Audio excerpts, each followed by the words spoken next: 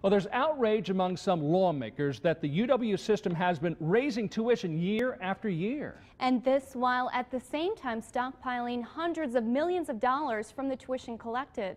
Now the debate begins on how that money should be used and if students should get a break on tuition. Fox 11's Kelly Schlicht has multiple views.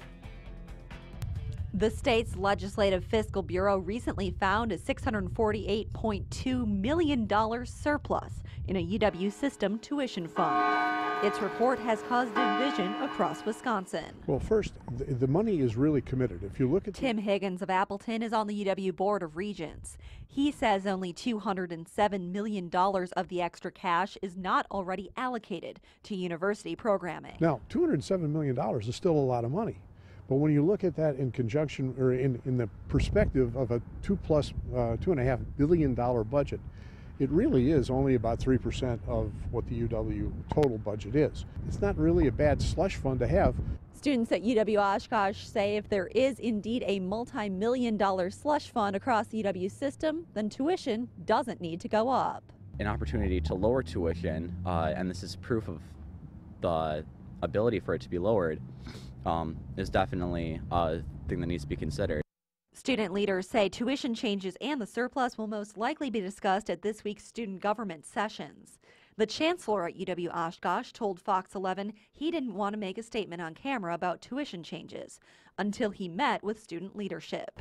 Some in state government, though, are speaking out.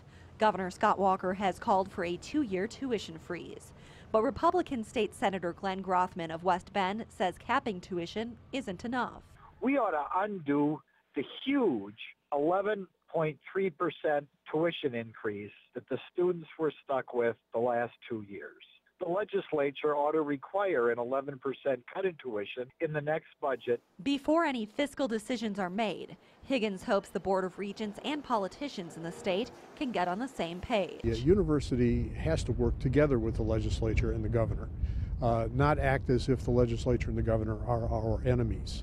Just before the Legislative Fiscal Bureau's report was released, the president of the UW system recommended limiting tuition increases for the next 2 years to 2% a year. That's based on Governor Walker's proposed budget. That's down from the roughly 6% increases students saw this year. Kelly Schlicht, Fox 11 News. The Joint Finance Committee will take up the UW system's budget next month.